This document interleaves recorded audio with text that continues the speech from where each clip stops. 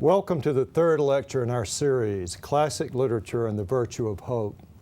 This time we'll be turning to Dante and the extraordinarily bold hope he shows in undertaking the Divine Comedy, the first major epic in the Christian era, worthy of comparison to Homer and Virgil.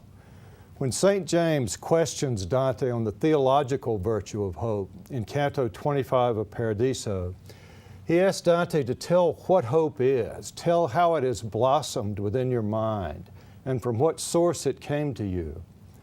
Dante's beloved Beatrice at first answers for him, claiming there is no child of the church militant who has more hope than he has. And Dante himself goes on to answer St. James by saying, hope is the expectation, the certain expectation of future glory. It is the result of God's grace and of merit we have earned. He claims that this light came to him from many sources, but principally from the Psalms and St. James's own epistle. But in addition to the theological virtue that Dante shares with every faithful Christian, Dante also has the virtue that I've been calling epic hope, literally in his case, the virtue to write an epic. It's hard to overstate the importance of thinking about the great epics of the Western tradition one after the other.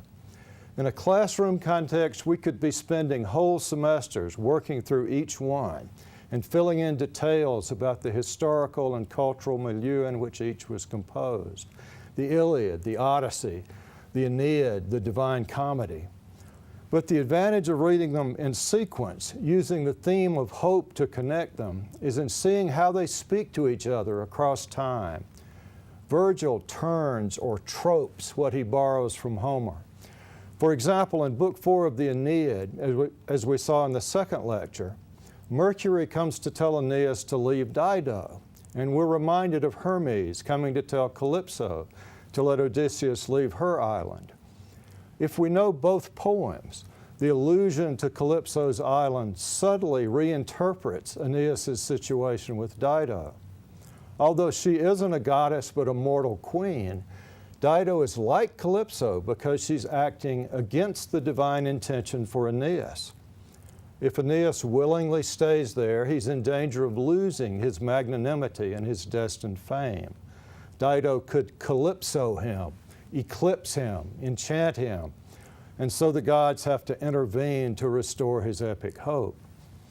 Every time Virgil tropes Homer in this way, he adds layers of meaning to his own poem, and at the same time he deepens the way we read the Iliad and the Odyssey.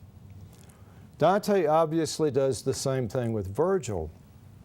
He tropes Aeneas' descent into the underworld in the whole of his poem, but he also uses smaller episodes. Later in the lecture, for example, I'll be thinking about the siren in Purgatorio 19 on the terrace of Sloth, or acedia, as a parallel to Calypso and Dido. In the Divine Comedy, the great physical action of epic is in the background, already completed. This poem explores the world after, not only after life, but also after epic in the old heroic sense. But it is fully epic, I would argue, because it represents an extreme of hope. As I've said in my previous lectures, Thomas Aquinas writes that the object of hope must be something understood as good, in the future, difficult to obtain, but possible. Epics push what is possible to its very limit. So hard and huge a task it was, writes Virgil, to found the Roman people. Even the sheer achievement of reading these poems partakes of the huge hope that constitutes them, both in the heroes of them and in the poets who undertook the immense effort of writing them.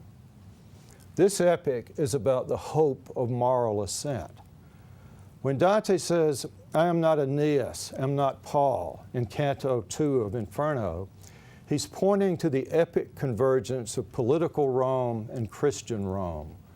Dante moves with Virgil, a Roman, as his guide, but he explores the spiritual geography established by the epic action of the Incarnation, the descent of the eternal Logos, the Word, consubstantial with the Father, into human history as a man born in a relatively obscure province of the Roman Empire under Augustus Caesar. The death and resurrection of Christ underlie the Divine Comedy, which begins on Good Friday in the year 1300 and ends with the vision of the risen Christ in Paradiso 33. When Dante and Virgil emerged from hell on Easter morning, Dante recapitulates the resurrection in the poem since he appears in his living body. Dante imitates Christ too in being the author of the whole, in this case the whole poem instead of creation itself, who also acts as a historical figure within it, just as Christ took his historical part in the time of the Roman Empire. But like the other epic heroes we have seen, he starts in near despair. At the beginning of the Aeneid, Aeneas is shipwrecked on the coast of Africa. At the beginning of the Inferno, Dante finds himself lost in a dark wood. And when he tries to climb out of it to safety, he alludes to the situation of Aeneas, who climbed a peak to look seaward when he got to the coast of Africa. And just as he who, with exhausted breath, having escaped from sea to shore, turns back to watch the dangerous waters he has quit, so did my spirit, still a fugitive, turn back to look intently at the pass that never has let any man survive. But he has not escaped yet. As he tries to climb the mountain, three beasts appear: a leopard, a lion, and a she-wolf. The third, in particular, the she-wolf, drives him back toward the dark wood and almost makes him despair. The very sight of her so weighted me with fearfulness that I abandoned hope of ever climbing up that mountain slope. Whatever the she-wolf signifies in particular for Dante, greed and corruption in the church most likely, it's easy to see what she signifies in general. The thing we can't get past, the intractable difficulty with ourselves or others that keeps us from making any progress toward the happiness we know must be there. Just at this point, just when Dante is turning back in frustration and despair, a figure appears, Virgil himself. Dante is in such a bad way that Beatrice, the woman he has loved since he was 9 years old, the inspiration for his poetry, had to descend into limbo to urge Virgil to undertake this mission to save Dante. Why would she choose Virgil and not, say, St. Thomas Aquinas? Because Virgil is the epic poet, and what Dante needs most is the courage that belongs to magnanimity, greatness of soul. The ghost of Virgil appears to Dante on the hillside, and something of the way that Mercury appears to Aeneas in Book 4 of the Aeneid. His intervention, like that of the gods in the earlier epics, is clearly to rebuke the hero for his slothful sadness, his acedia, and keep him from despair. But why do you return to wretchedness? Virgil asked him. Why not climb up the mountain of delight, the origin and cause of every joy? Dante the pilgrim, bursting with gratitude, tells Virgil that the Aeneid was both mother and nurse to him. It made possible his own poetic work. It might be helpful to dwell for a moment on the traditional distinction between Dante the poet, who wrote the poem, and Dante the pilgrim, the main character in it. Dante the poet is the magisterial figure who ranks as one of the 4 or 5 greatest masters of his art in the Western tradition. He seems to know everything within the purview of the human intellect in the early 14th century, from the subtleties of poetic meter to numerology, from ethics to metaphysics, from the geography of the world to the theological disputes of the Sorbonne. But just being intelligent and educated never saved anybody, and he knows it. The great poet descends into the thick of the poem he writes, like the dreamer inside his own dream, and becomes Dante the pilgrim, the ordinary man like us, with the epic figure of Virgil as his guide. He knows that his situation isn't his alone. It's our life's way. He is going to be the central character and the author at the same time. To be the poet is to be the pilgrim on his way, humbled every day by difficulty, writing a spiritual autobiography that is at the same time a guide to every pilgrim mired in midlife perplexities. As the main character in the poem, he's with us in our confusion, our fear, our choice of the wrong things. Even after Virgil convinces him to make the trip, he winces and faints his way through most of the Inferno. The brilliance of the poem is that he puts aside his majestic authority, accepts the role of the often humiliated pilgrim, and offers the reader a way out of acedia and despair by showing us his own relation to Virgil, all the way through the Inferno and the Purgatorio, the first two parts of the poem. Although its vast architecture, its technical accomplishment, and its allegorical depths engage all the capacities of the mind, this poem is also crucially addressed to the heart, especially to the irascible passion of hope. Virgil can show Dante how to overcome his perplexity and fear. But from the very beginning, the epic poet emphasizes that the way will not be easy. Quite literally, the first part of it will be hell, an exploration of the realm of eternal punishment, but also a laying bare of all the paradoxically self-defeating modes of selfishness, all the entrapments and addictions, all of the habits born out of the false allure of various pleasures, all the dramas of violence and fraud. In modern terms, the Inferno is a descent into the self. The Purgatorio is an ascent from selfishness, and the Paradiso is a transcending of self. At first, Dante balks at the whole idea of this arduous undertaking. He's the comic figure who desperately wants to get back on track, but who falters and almost gives up because he sees the difficulty of what he faces. An exercise in imagination larger than any poet before him has ever undertaken. He admits his sense of inadequacy, claiming that he is neither Aeneas nor St. Paul, those other two figures who were supposed to have visited the afterlife. But the whole of the poem takes its bearings from the fact that Virgil is not intervening with Dante on his own, but because he has been sent by three ladies in heaven. Virgil comes to guide Dante, to encourage him, to awaken his magnanimity, and thus to rouse in him the hope that Beatrice will later claim he has in such abundance. Before moving to the Purgatorio, which might be considered the real mountain of delight, since it has the earthly paradise at the top, I want to consider three places in the Inferno with a direct bearing on hope.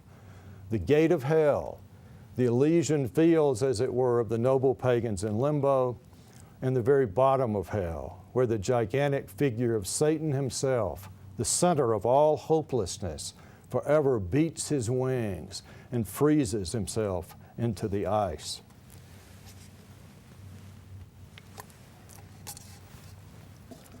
Canto 3 of the Inferno begins without introduction. Through me, the way into the suffering city. Through me, the way to the eternal pain. Through me, the way that runs among the lost. Justice urged on my high artificer. My maker was divine authority, the highest wisdom and the primal love. Before me, nothing but eternal things were made, and I endure eternally. Abandon every hope who enter here. One of the unexpected things about the Divine Comedy is that occasionally it's actually funny. Before this ominous entryway to hell, Dante turns to Virgil and asks him for advice about the meaning of this inscription. He has to wonder especially what that last line means, abandon every hope who enter here, since Virgil is in the process of urging him to go on in. So has he been tricked? Is he supposed to abandon every hope? Wasn't that what he was doing on the slope all by himself before he agreed to go with Virgil? And how exactly did the primal love create the gateway to hell? These things could bear a little explanation. But instead, Virgil says, as though he's looking into the guidebook Beatrice gave him, here one must leave behind all hesitation. Here every cowardice must meet its death. Seriously?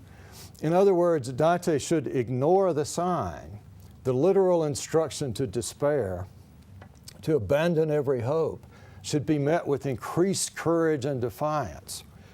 Dante doesn't abandon hope, obviously. The question is whether Virgil himself has taken it literally, as the next canto of the poem makes us ask. In Limbo, the first circle of hell, Dante meets the unbaptized souls, many of whom from the ancient world possessed great natural virtue, but did not recognize Christ when he descended into hell after the crucifixion. Most of the noteworthy souls in the Old Testament, the patriarchs and prophets, did recognize him, but most of those in the classical world, including Virgil himself, did not. These included the great heroes, statesmen, philosophers, and poets of Greece and Rome. Socrates, Plato, and Aristotle are there, as are Homer and other great poets. Some famous Muslims after Christ, such as Saladin, Averroes, and Avicenna, also make it into the pleasant fields of Limbo. Like Virgil, they are the best, most admirable manifestations of natural virtue, but they're in hell. Why is that? Virgil explains, they did not sin, and yet, though they have merits, that's not enough, because they lacked baptism, the portal of the faith that you embrace. And if they lived before Christianity, they did not worship God in fitting ways, and of such spirits I myself am one. For these defects and for no other evil, we now are lost and punished just with this. We have no hope, and yet we live in longing. Now, what could Virgil mean that they did not sin? I suspect that he can say this, which no Christian would ever say, because he does not see pride as a sin, but a virtue. In my first two lectures, I spoke of magnanimity, greatness of soul, as one of the necessary dimensions of hope, along with humility, understood as a realism about one's true nature and limits. I suggest that Virgil and his fellow inmates cannot see that their natural magnanimity imposes a limit on the nobility of being that would be accessible to them through humility. That is, humility before the infinite goodness of God and the self-sacrificial love that joins man's nature to his own. Each of these virtuous men exhibits signs of what Coleridge calls self-idolatry in the relations of the spirit to itself. Each is virtuous with respect to the lower pleasures and pains.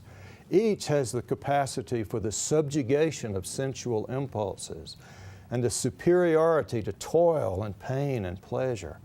Interestingly, Coleridge's description of the satanic hero, such as Milton's Satan. Noble as they all are, there's a continuity of pride that makes the whole of hell cohere as hell, from the mildest hell of the great-souled pagans all the way down to the original rebel angel. The virtuous pagans like Virgil suffer longing without hope because although they are too magnanimous to be evil, they cannot see themselves truly with humility in the light of divine love. They are limited to themselves and therefore without hope. From the top of hell, then, let's go all the way to the bottom. First-time readers of the Inferno are usually disconcerted by the ninth circle, where Dante depicts traitors and betrayers embedded in ice rather than burning in the flames one might expect. Even more surprising is Satan, who is not a character at all in the usual sense. In Paradise Lost, Milton will give us a grand, subtle, active tempter, but Dante's is more like a great idol, a huge, shaggy, six-winged monster whose wings beat ceaselessly. He is self-imprisoned, as Anthony Esselin has pointed out, by his own defiance, because the wind from his wings creates the ice that holds him. Inverting the Trinity, he has three faces, each with a center in its mouth. Judas in the central mouth, Brutus and Cassius in the others. What is Dante showing us about the worst evil? That at the center of the person, at the very ground of the person's dignity, lies a spiritual likeness to God, a pure gift of being, which ought to be the most inviolable thing of all. Here at the very center of the Inferno, Dante encounters the spiritual being who first insisted that he was no likeness at all, but original in himself. Later in Purgatorio 12, Dante sees an image of Satan who had been created nobler than all other beings, falling lightning-like from heaven. Satan is not only an angel, a being of immense powers, including immediate intuition, but the noblest of all angels. Satan knows God himself, sees him, should be moved preeminently to love him, and yet freely betrays him. Having been created by God, he rejects him by using the powers bestowed upon him as God's greatest gift. He treats his freedom and his intellect as though they were not gifts at all, but his own creations. To betray God out of the very heart of knowing him means to attempt to usurp his essence for one's own benefit. Satan tries to turn the purely spiritual I am, at the center of all that exists, including himself, into his own invention, as though God, from whom he stole it, were simply the old man in his way. He treats God, the ultimate interiority, as a thing. He makes God instrumental to his own pride. As Dante saw, every use of another person for one's own ends, every sin in hell, has its root in this primordial moment of egocentricity, known to Dante and his contemporaries as pride, superbia. The first great moment of the poem, the first great recognition, comes when Dante encounters Satan as this inmost point of his journey into evil. Satan is a huge thing, so material an object that the two poets literally climb down his body as their way out of hell. Satan's attempt to defraud God eternally recoils upon his own spiritual nature. Instead of turning God's powers into his tool, he reveals his inmost self as monstrous and opaque. And by trying to be God, he holds himself down in torment, as grossly material as he was once luminously spiritual. He tried to use God, and as the counterpoint to this primal crime, Dante and Virgil use Satan's body as a means of getting out of hell. It's one of the most startling images in literature. With Dante hanging on, Virgil watched for the chance of time and place, and when the wings were open wide enough, he took fast hold upon the shaggy flanks and then descended down from tuft to tuft between the tangled hair and icy crust. When we had reached the point at which the thigh revolves, just at the swelling of the hip, my guide, with heavy strain and rugged work, reversed his head to where his legs had been and grappled on the hair as one who climbs. I thought that we were going back to hell. Hold tight, my master said. He panted like a man exhausted. It is by such stairs that we must take our leave of so much evil. They turn at the middle of Satan's body, at the exact center of the earth's gravity, to climb out the other way. For Dante to turn around on Satan is to begin to make the ascent out of the worst temptation, to leave behind this inmost idol of self-creating ego, and to emerge, really for the first time, into the fullness of the hope that he had lost in the dark wood. In Canto 1 of the Purgatorio, the sense of sheer relief when Dante and Virgil come up from hell into the starlight and the soft sea breezes is unparalleled and epic. This must be what real hope feels like. It's the very landscape of spiritual renewal. Unlike heaven and hell, which are eternal, this place of the soul's not yet exists in time and space continuous with the rest of the earth. The sun rises and sets here. The imagined stars of the southern hemisphere move across the sky at night. Here, nature and grace seem almost identical. No one can make any progress at night because the sun bestows the power without which they cannot move, transparently an allegory of grace. Because he's still in the body, Dante needs to sleep, and he has 3 dreams on the 3 nights of his ascent, and I'll be coming back to the middle dream in a few minutes. But first, a few contrasts. In the Inferno, there was an oppressive sense of self-enclosure. There was not a single soul in the whole of hell who had not chosen himself in a way, over God in a way analogous to Satan. In one of Gerard Manley Hopkins' dark sonnets, he imagines this situation in himself. Self-yeast of spirit, a dull dough sours. I see the lost are like this, and their scourge to be as I am mine, their sweating selves, but worse. Worse because they truly have no hope. Now think about Hopkins' description, self-yeast of spirit, the attempt to be your own leaven. The Purgatorio, by contrast, is the place for those who die in God's grace and friendship, but still imperfectly purified. For example, Manfred in Canto 3 died under excommunication, but repented before his death and caught the bus, as Louise Cowan says of those in comedy. My sins were ghastly, says Manfred, but the infinite goodness has arms so wide that it accepts whoever would return, imploring it.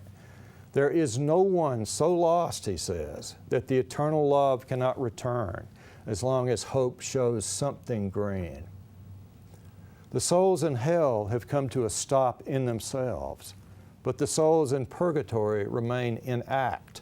They're doing something, moving purposefully toward a definite end by clearing away the encumbrances of sin.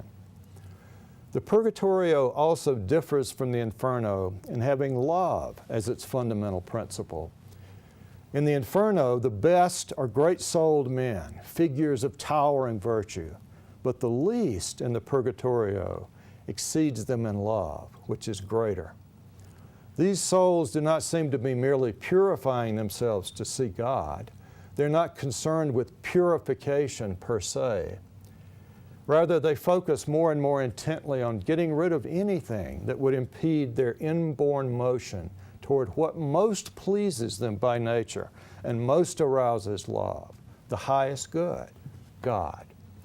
They're liberating love to find its true object, which is always personal and never abstract. As Augustine says at the beginning of his Confessions, you made us for yourself, and our heart is restless until it rests in you. The souls in Purgatorio gain more and more restlessness, as it were, in the sense that desire for the true fatherland, the end of all wandering, grows keener the higher they ascend. Purgatory is organized according to the medieval classifications of the 7 deadly sins, starting with pride at the bottom, then ascending through envy, wrath, sloth or acedia, avarice, gluttony, and lust. Dante and Virgil climb the mountain terrace by terrace until at the center of the Purgatorio, Canto 17, and at the very center of the whole Divine Comedy, Dante the pilgrim finds himself on the terrace of acedia. Acedia. What is acedia? And why has it been the focus so often in these first 3 lectures? On the most obvious level, it is the love of good that is too tepidly pursued, as Virgil says. But I think that by making it central to the whole of the Divine Comedy, Dante sees it as a much more consequential problem. Dom Jean-Charles Noe, OSB, calls acedia the unnamed evil of our times. It has to do especially with a sense of meaninglessness that undercuts both hope and joy. As Noe writes, the most dangerous aspect of acedia is the temptation of nihilism. This is a genuine hatred of being, one of the most serious perils for the dignity of the human person, a veritable spiritual depression. Indeed, nihilism deems reality to be unintelligible, devoid of sense. For nihilism, the past is dead and the future leads to death. What good does it do to remember and to become involved? What good is it to hope? When the meaning of time is lost in this way through a mixture of boredom and satiety, acedia then manifests the will to be rid of God. We might possess everything materially, but we do not have God. We might have power, but we have lost meaning. In other words, nothing means anything, and therefore the only things to hope for are those that we know we have invented, which undercuts our capacity to believe in them. Just as Dante arrives on the terrace of acedia, the sun goes down, and he loses his power to advance, stranding him in inactivity. The question I want to raise is why Dante should be stalled as he is midway through the journey of the poem on the terrace of acedia, slothful sadness, the temptation to meaninglessness and nihilism that Achilles also felt. Let me suggest that he means to remind us of his situation midway through the journey of our life, back in Canto 1 of the Inferno, when he found himself driven back toward the dark wood by the three beasts before the intervention of Virgil. In other words, here in particular, it makes a difference that he cannot climb up the mountain of delight, an inability that reiterates and helps explain his original problem, but also addresses it now with genuine hope. No episode, to my mind, illustrates both the general nature of the purgatorial journey and Dante's own personal one better than the dream he has on this terrace. He has the dream shortly before dawn, and I'll pick it up at line 7 of Canto 19. A stammering woman came to me in dream, her eyes askew and crooked on her feet. Her hands were crippled, her complexion sallow.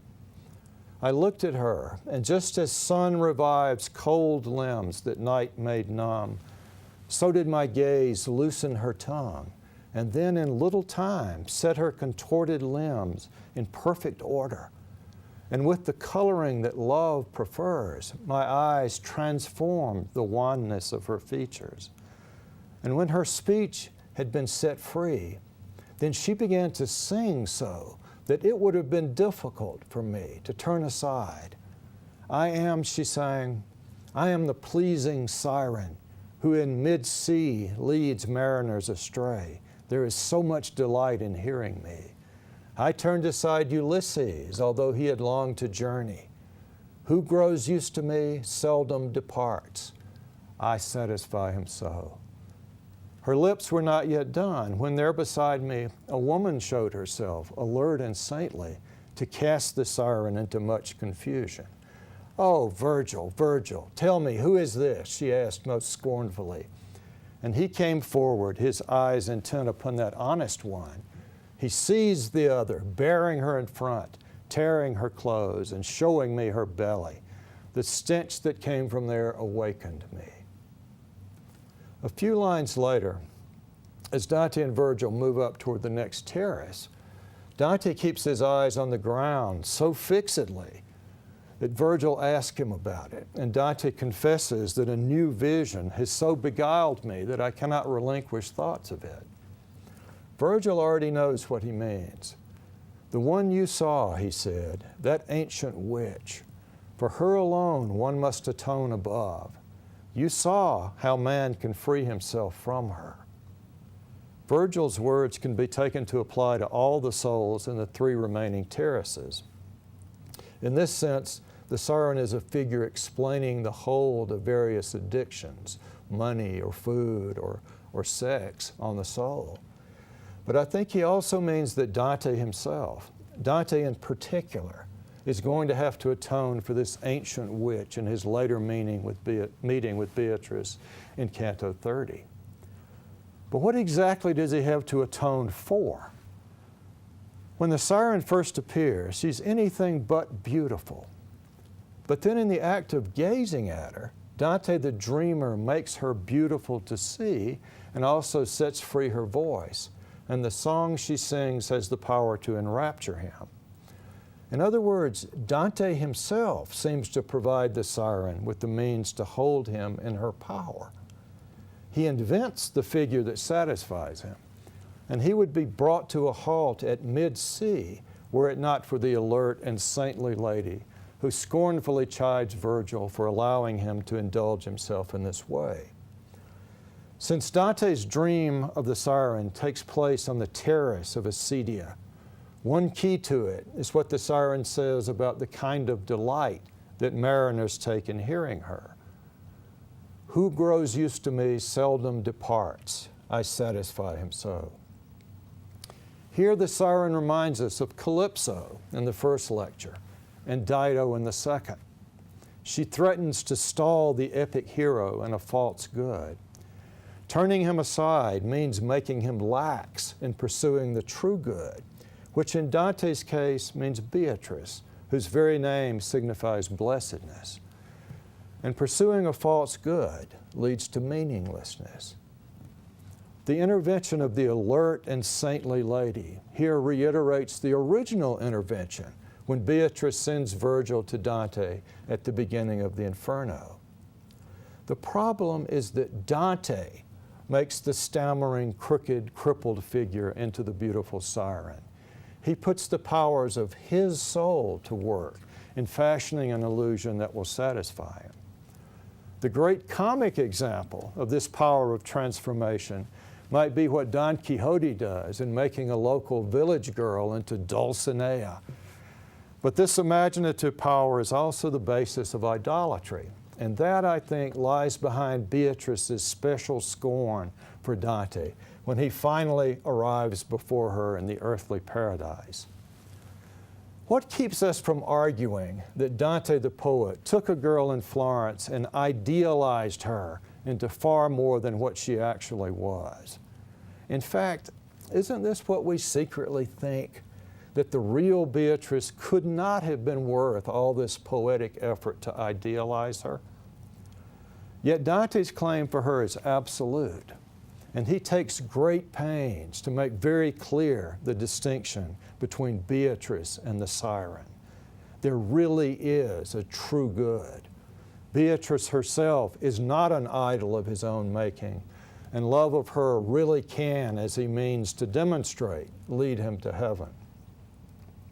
The alertness and saintliness of the lady who chides Virgil in the dream point directly to Beatrice, as they point to divine interventions in the earlier epics.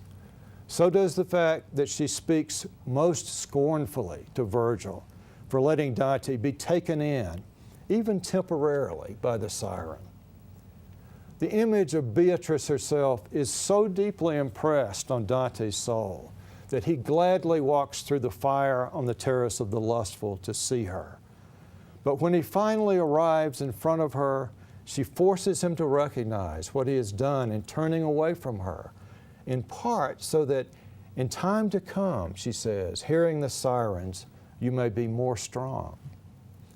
She goes on to give a summary of what landed him in the dark wood and required her intervention. Nature or art had never showed you any beauty that matched the lovely limbs in which I was enclosed, limbs scattered now in dust. And if the highest beauty failed you through my death, what mortal thing could then induce you to desire it? For when the first arrow of things deceptive struck you, then you surely should have lifted up your wings to follow me, no longer such a thing.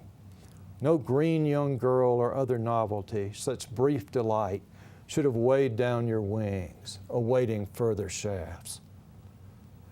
The logic of Beatrice's accusation could not be clearer. Since she was the greatest beauty he had ever seen in nature or art, then anyone or anything else must necessarily be less than she was. Dante's mistake was in thinking that this highest beauty had failed him through mortality, the death of Beatrice, and then concluding that all he could do was to find mortal substitutes, doubles, shadows that he could enhance through his poetic powers. What especially arouses Beatrice's wrath, it seems to me, is that she became the standard for Dante's counterfeits of goodness. Instead, he should have followed the truth of what she was, moving from the visible to the invisible, from the things of sense to the things of the spirit. She is the basis of his hope. What Penelope was for Odysseus, what founding a new settlement in Italy was for Aeneas, Beatrice is for Dante. She embodies the love of God for him. Love of her makes love of the highest good intensely and uniquely personal. Dante's burning love of Beatrice becomes the dominant theme as the Purgatorio reaches its culmination. It might be good, in thinking about this movement toward the figure of Beatrice, to call to mind how unprecedented it is in the epic tradition, yet also how continuous Dante's treatment of her and of her substitutes is, with such pivotal characters as Athena, Calypso, Penelope, Juno, Venus, and Dido. Modernity, beginning with Machiavelli, Bacon, and Descartes, seems to have succeeded in making worldly success the end of thought, and one's own mind the center of certainty, so much so that God as a reality, much less contemplation as the highest activity of man, has simply dropped from view. But the same possibility for forgetting existed before the modern world, or Dante would not start the poem in a dark wood or need the original intervention, as Odysseus and Aeneas also did. We need the classic works to remind us of the way home and to renew us in hope.